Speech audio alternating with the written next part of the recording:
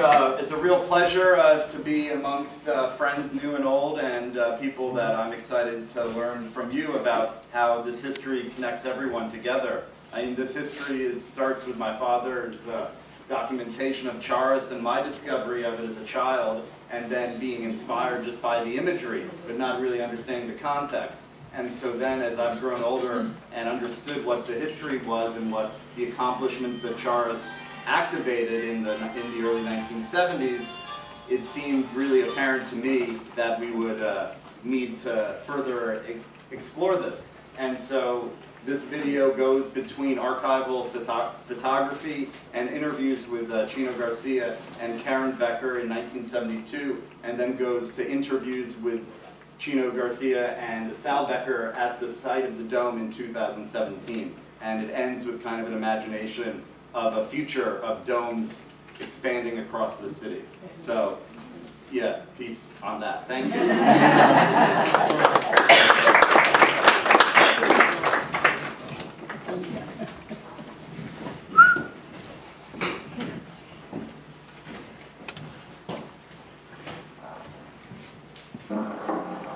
What do you think about all these different kinds of people coming together to do something as abstract as dome building? Getting the feeling of the people interested in just like the ordinary thing, like I was, you know, and then we feel like I was part of something.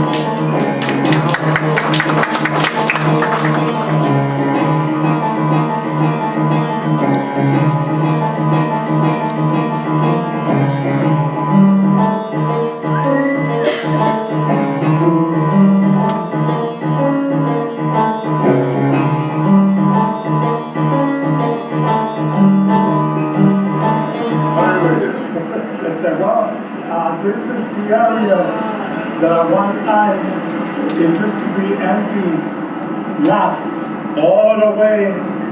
You see that big new building?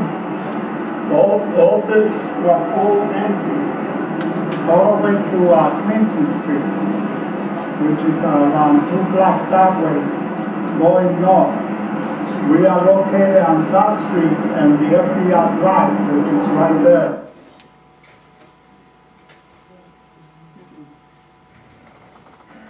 Getting our people in this community involved something different than what they are now, right? So I got better this, you know? That's showing them that you could develop new things. You know, you don't have to be the same old person, the same thing over and over again, you know, like a broken record, you know? You are a person with mind, with one way of doing something, you know, you begin now to actually put yourself in the category of a fantastic community. You know? Our thing now is to teach this decade. Spend a lot of time teaching. But then we could never teach anything that we haven't done. So what we have to teach is everything that we have done through our life and everything that we want to do that to curriculum in order to show somebody else how it has been done, and then to do it too. That's what we want to do. Google software. Anyway, you know, so in general, you know, I mean, for this neighborhood have changed tremendously. To see it now and you look at your father's photographs, I mean, it's like the night and day. Yeah. So, you know, These were vast empty lots. They were vast lots. These lots were so humongous. the dome, as big as it was, looked this big in it. That's how big the empty the spaceship. There's a photograph that we took from a book. Well, the cover of the book. Yeah. Yeah, I think the cover. I think the cover is the cover. You could see all this empty, all the way to the bridge. Do you remember when you first came to, on 13th Street, we had a co-op, like a storefront. And Chino first came there asking us to join him into looking for a committee that would oversee housing development all over the side. So someone joined in with him. That's how I got involved. Yeah. But I remember the need for it was because these stinking landlords down here were just letting people live in Relaxing houses. Exactly. There were no repairs going on. There were safety houses, fire You know, they were slums. slumlords. That's what they were. Slumlords, So yeah. this I think was your initiative. Yeah. To start. Yeah. And the Real Great Society was the push for it, wasn't it? RGS? Yeah. That was the original. The original name. The original name was RGS with the core group. We as members of the Real Great Society, always was proud of it, and we were proud of the whole history, and we still are, and our main goal is, that everything that we did to continue to write. You know what I mean? How did you come up with the name Real Great Society? It's very interesting, the way it came out is that we were talking against the President Johnson Space Society. Again, Yeah, against it, the way that they were trying to reach us, against the way they were trying to reach us, that's what we were talking about, that the argument involvement with that name was we once had a discussion of what to call ourselves, we could leave it there, we couldn't continue calling ourselves the assassins or the dragons, so we figured if we're going to choose a name, it has to be a fucking name that more people like.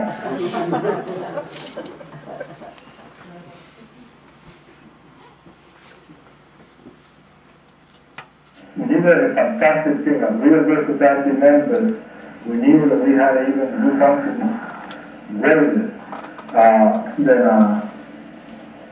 The Real Great Society name, because we kind of foresee the CHARAS was going to be the continuation of the Real Great Society in the future to come, So that we, had to really come out with something fantastic.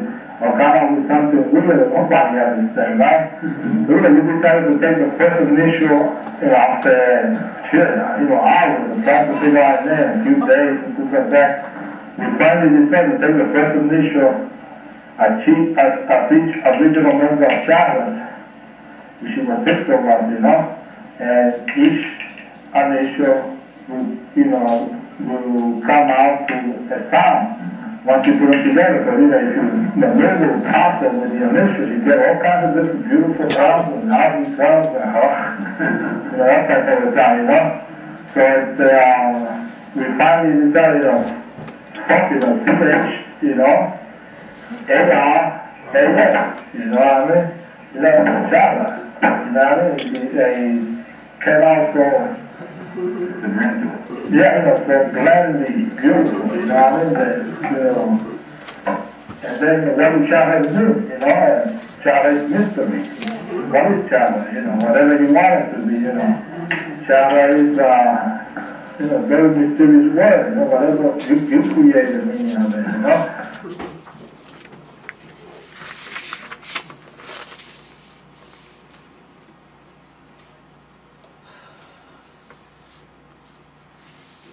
In one of the projects, we was thinking of making a few domes made out of cement, ferro cement, to use as community spaces. So we experimented with the dome. The dome that we're talking about is the one that is in Matthew Mottel's book. And it was right on this building here, 275 South Street, right around there, when that was empty. So we had ideas what to do with spaces. And the one that we did here was mainly experimental because we wanted to build one in Puerto Rico. is to live in. The geodesic dome, if it was going to be built for housing, it wouldn't be, when we built it, it was mainly homes and recreation, both, you know. We were doing experiments to see how we could build housing fast, and sweat equity was one of them, and that was being done on 11th Street with a doctor building, and other groups that helped us at that time too.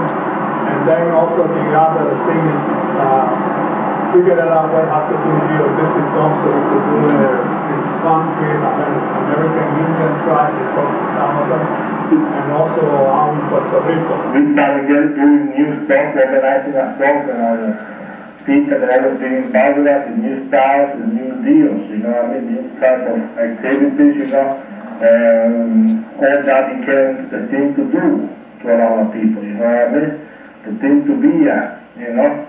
And it kept to the point that a lot of hard struggle, man. A lot of people didn't want to change, a lot of people changed, a lot of people, you know, there was a lot of differences, involvement, and all that activities, you know. I see myself, you know, in that part, you know, of my life, and I saw myself very heavily involved in, you know, in knowing that I was part of something new, and that's something that was always the same. For the person that works and every day does the same thing for the rest of his life, you know. You know, I would hate to live in a community and just walk up and down the same street for the rest of my life just for the sake of walking down you know, the same street. You know what I mean? So the strategy is, you know, that when people see alternatives, they join those alternatives. You know, they become part of those alternatives. Our responsibility is to create alternatives. And the difference between us and other organizations, that we are the community. Other organizations have staff that used to come from outside of the community. The majority, but now.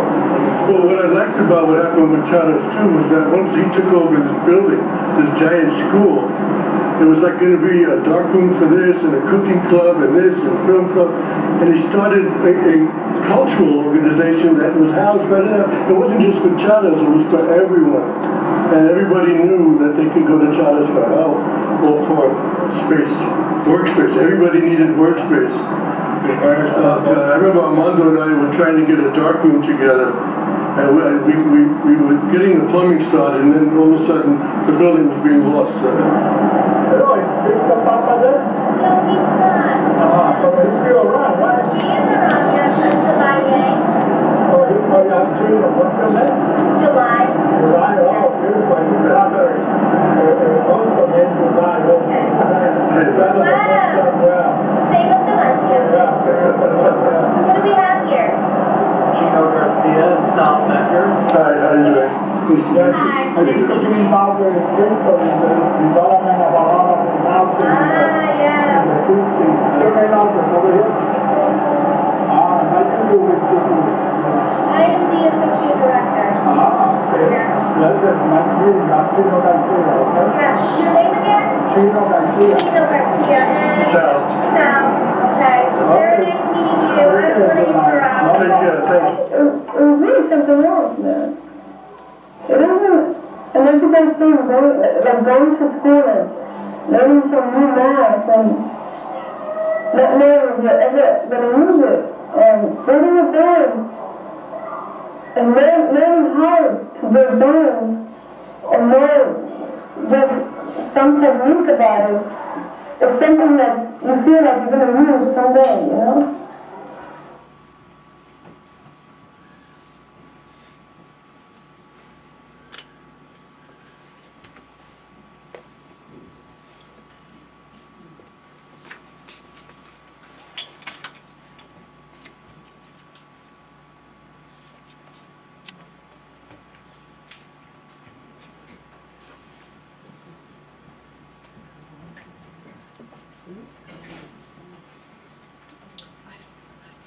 We had to fight almost 5 different men in 50 years. I think 3 different governors, several leaders of the state assembly and the Senate, And one of the things that we found out by being active in the neighborhood was the importance of the community board.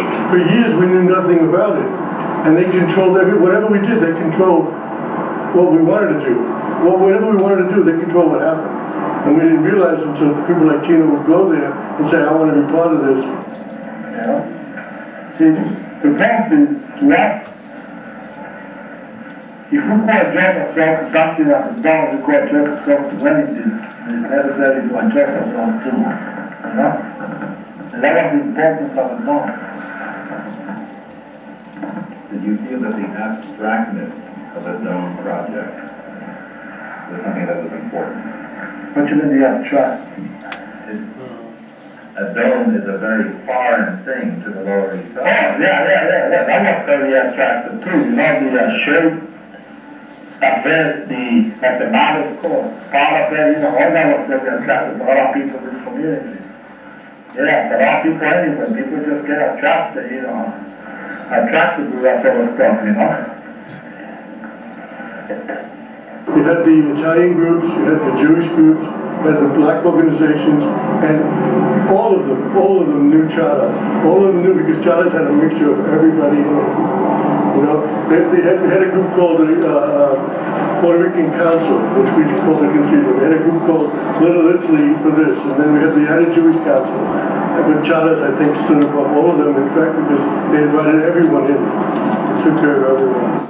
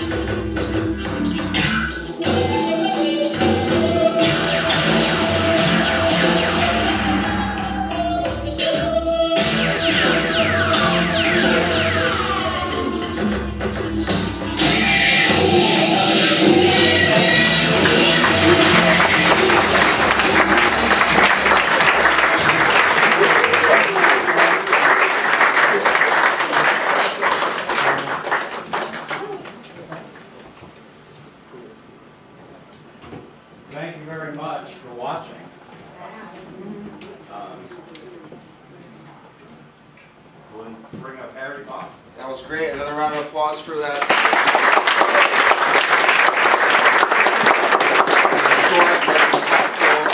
Video clip.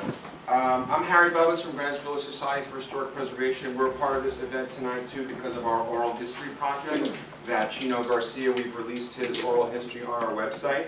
Our oral history project began in the 90s to make sure that we can preserve these stories of the diverse array of people that make our rapidly changing neighborhoods the unique places we love. And so Chino's history is available on our website with the audio and transcript, as well as 41 other oral histories of notable people in our neighborhoods. As most of you know, Chino Garcia is a Lower East Side activist. In the oral history, he discusses his birth in Puerto Rico and movement to New York City, his activism, as we saw some of it, as a founding member of CHARAS, El Bohio Cultural Center, which the city took from the community, as you may all know, and sold, and which stands just a block away and is still a very current issue, and I know many of you have been involved many years in making sure it will be returned to the community. He talks also about his work with the renowned poet Miguel Piñero and his connections to gangs in the neighborhood in the mid to late 20th century. So we're honored to have him here tonight, and there'll be a facilitated conversation, hopefully sometime for Q&A with Matthew, who his background is, he's a native New Yorker who's been influenced by many ideas and people, as you can see clearly from the film, not least of his own father, Mr. Mottel, a diaristic photographer who documented some of the most unique cultural and political histories of the 60s and 70s, and we saw only a snippet of all of that amazing work. And the book has just been republished by Song Cave and Pioneer Works. I believe it's available tonight here as well if you want to pick up a copy on your way out before we go to the music or after as well. He's also a graduate of City College in the Digital Intermediate MFA, and he uses his father's photographic archive to facilitate the creation of new visual art, intermediate installation, and performance, and we saw a lot of that. So thanks a lot, Matthew. Matthew and Chino will be joined by Bonnie Stein, who's here tonight. Since 1982, Bonnie Sue Stein has been the executive director of Seven Loaves GOH Productions, a nonprofit organization that began in El Bohio in the 1970s under the direction of Fred Good, the late Fred Good. As an artist and producer, she has created and produced performance work around the world and in New York at venues from the United Nations to the streets and community gardens right around here. In the 1980s, she was a co-founder of El Bohio with CHARAS and Adopt a Building, and she wants to make sure we say, Viva CHARAS! Viva CHARAS! And then also, one of the stars of the musical performance after this part of the evening is William Parker, who is a bassist, improviser, composer, writer, and educator from New York City, heralded by the Village Voice as, quote, the most consistently brilliant free jazz bassist of all time. Of all time. I can't wait for that. In addition to recording over 150 albums, he's published 6 books and taught and mentored hundreds of young musicians and artists, which obviously a lot of us always, and that's the importance of tonight, the intergenerational play that allows our neighborhood to pass on the spirit of resistance and creativity to the next. So teaching is as much as important as performing. In Parker's current bands include Little Huey Creative Music Orchestra, In Order to Survive, Raining on the Moon, Stan's Hat Flapping in the Wind, and the Cosmic Mountain Quartet, with Hamid Drake, Kit Jordan, and Cooper Moore. Throughout his career, he has performed with Cecil Taylor, Don Cherry, Milford Graves, and David S. Ware, among many, many others. So I want to welcome them all up here, and we'll bring your chair up, Chino, when you come on.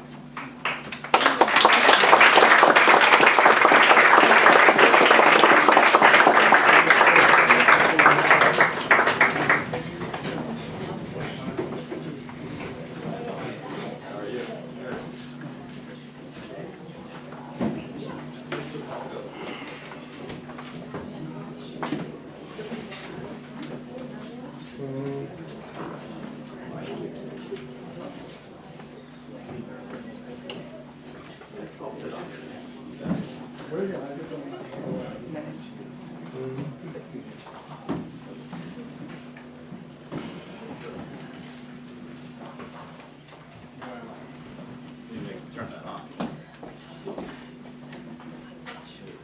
Check the mic. May not. We'll see how much.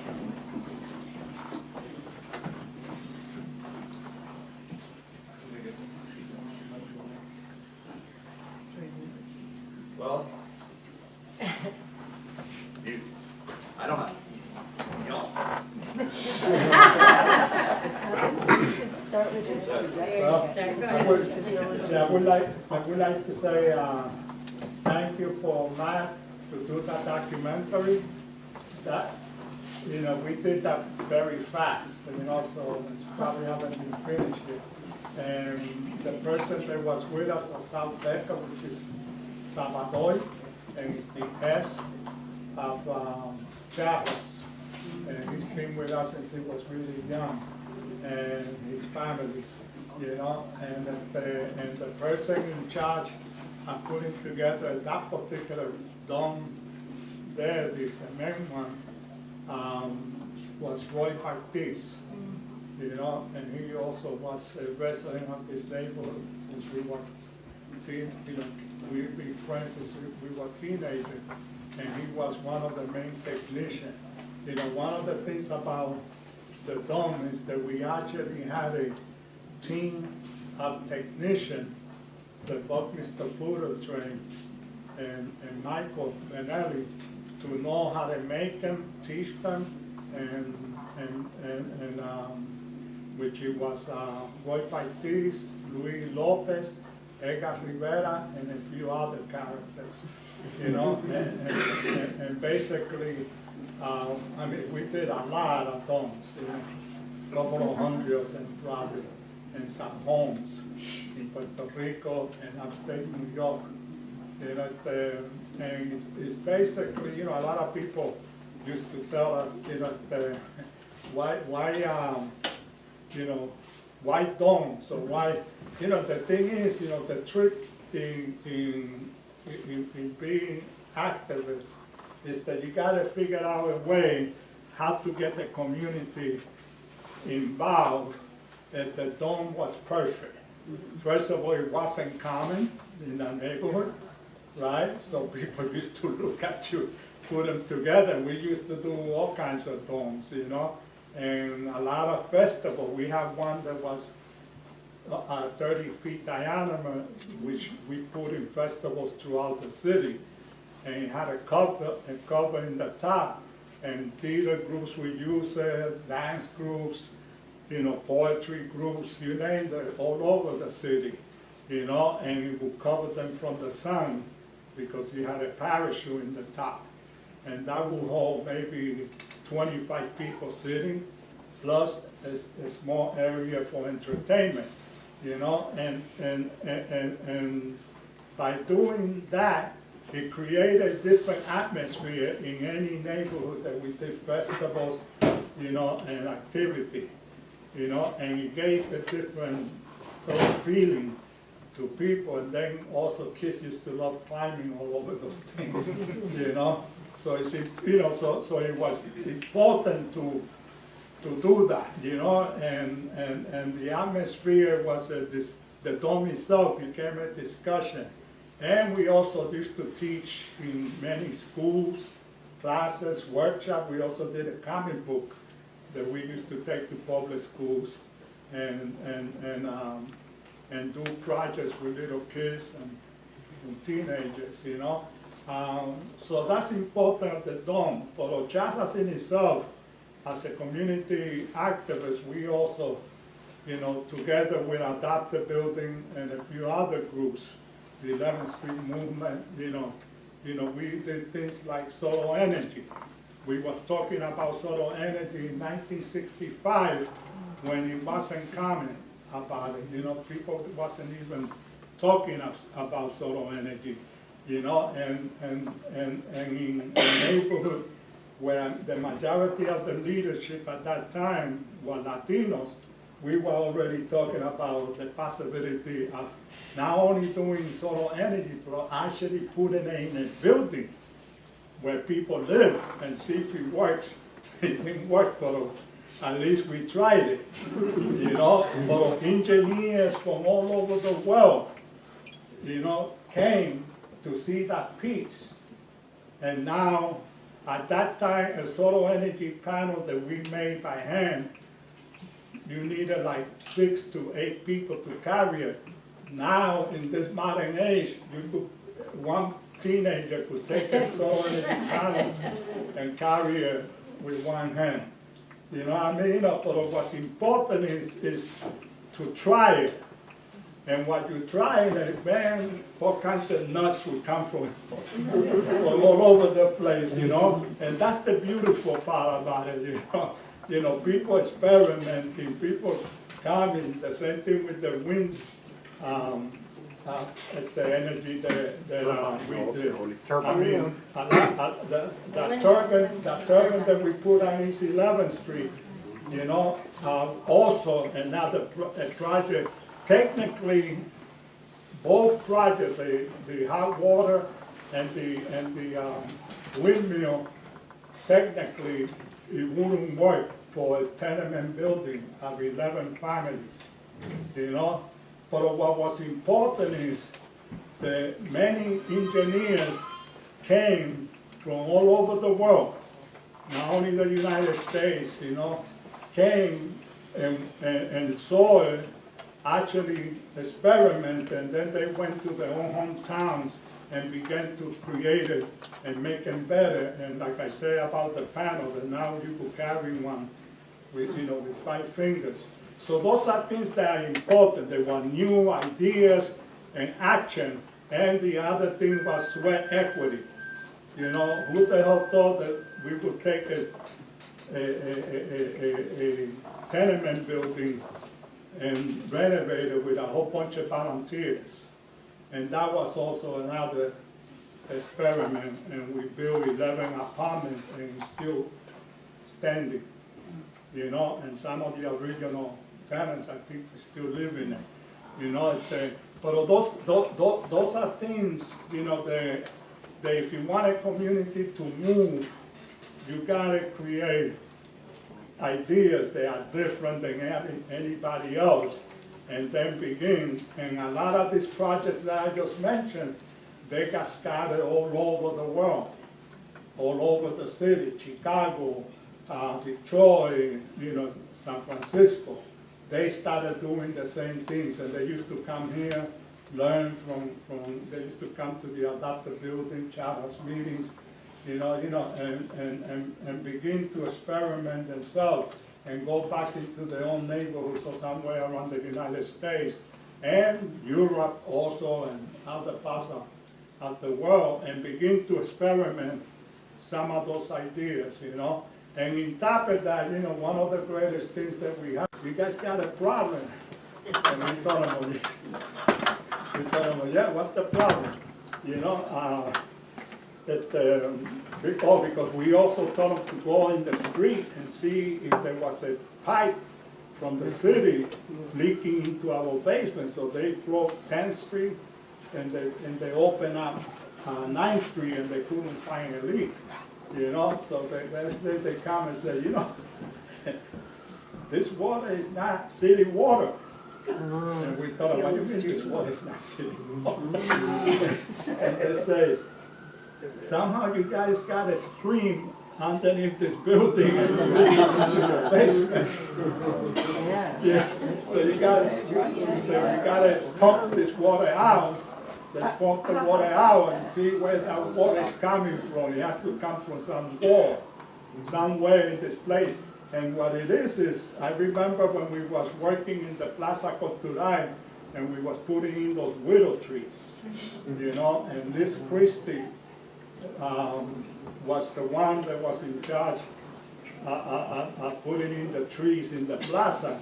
Liz Christie was a very famous gardener. And I see that she brings widow tree. I thought, Liz, you crazy? You know, these widow trees are in the Caribbean and in the South. They're usually by rivers.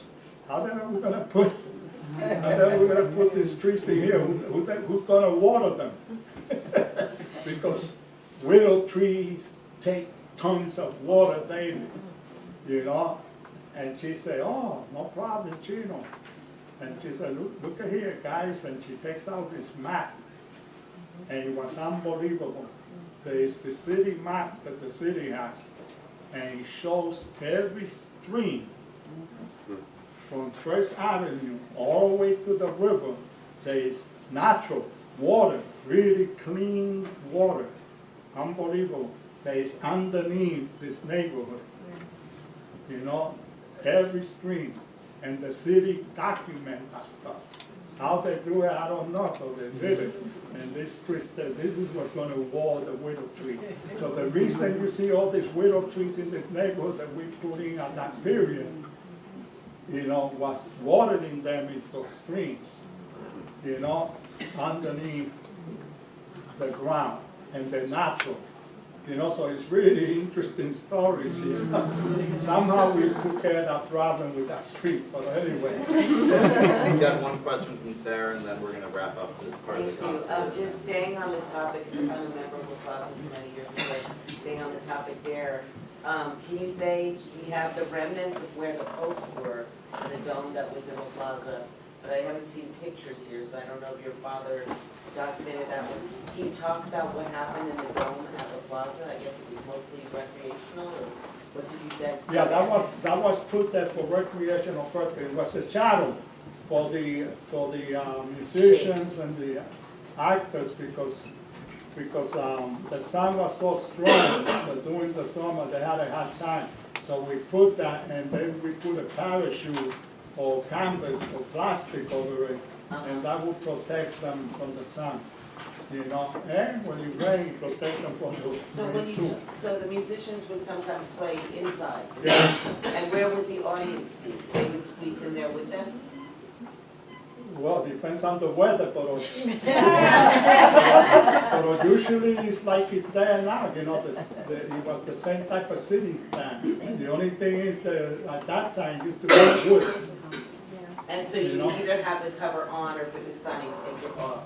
Yeah, for the artists, the audience had a deal with the sun. You know, the artists though, that's what we was more worried about. Can you say know? who played in the dome? You Oh. remember any specific shows in the dome? Thousands of different famous people. I mean, I've heard of Tito Puente playing Yeah, at the plaza. Do you know who was Machito, there? Was he in many the other dome? artists, yeah. When Tito was in the dome? Yeah, it was like,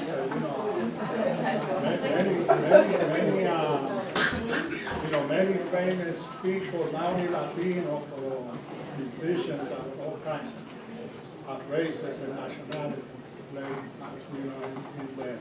And they still are, thank God. Hey, thank you, everybody. I vaguely feel like we don't have time.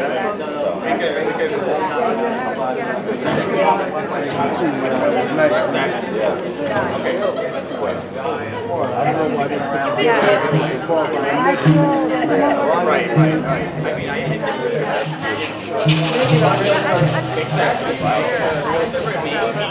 ask if right there before we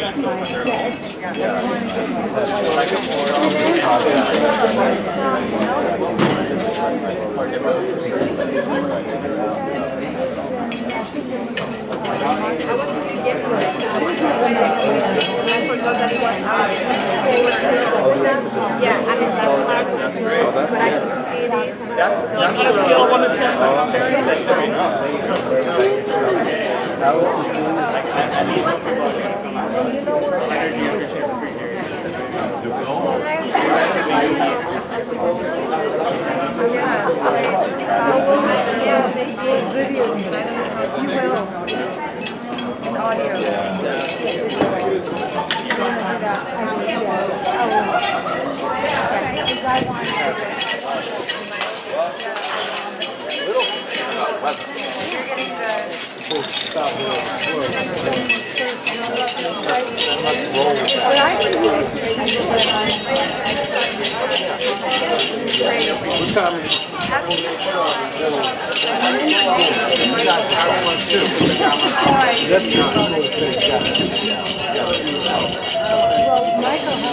Charles asked me about that one. You already told me about this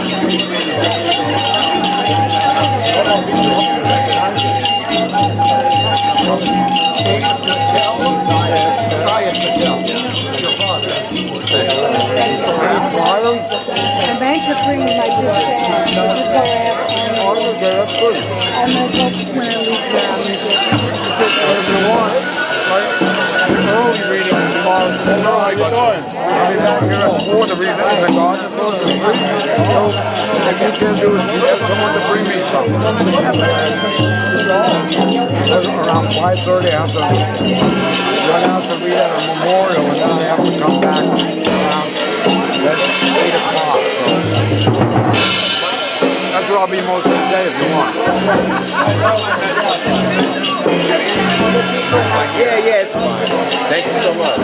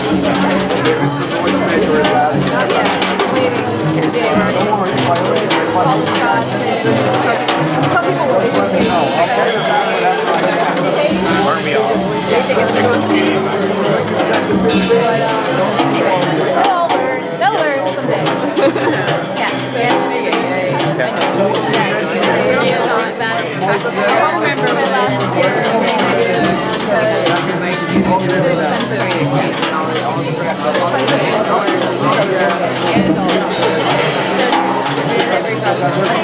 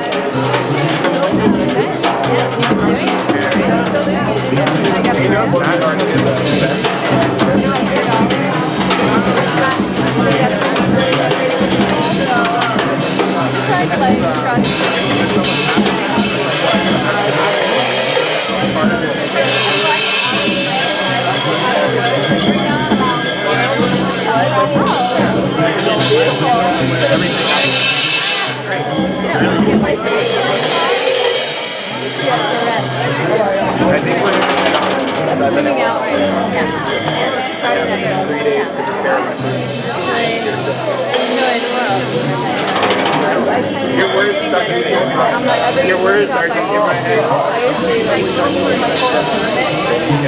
You've given me a lot of encouragement about what's going to happen.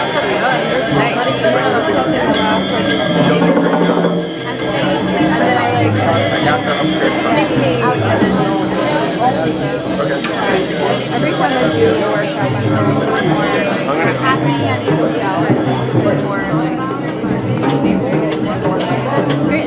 You're going to be in there for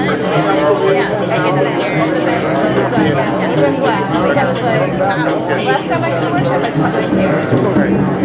That's so much. I was crying. I was like, I want to say goodnight as well. Until the next time. do something radical. I'm very sorry.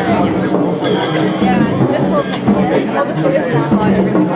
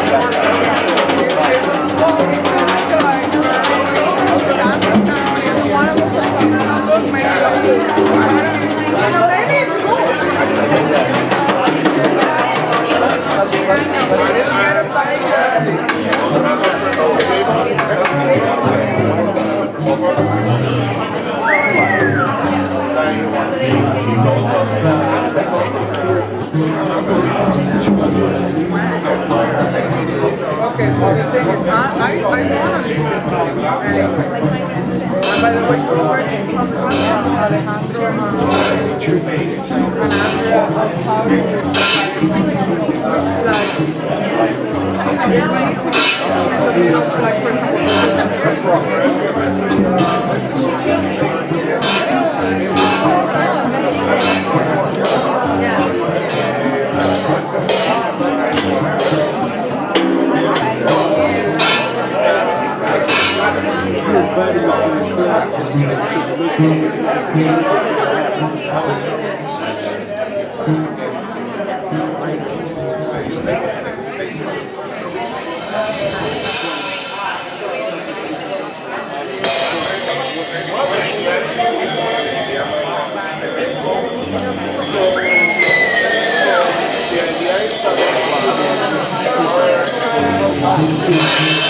Yeah.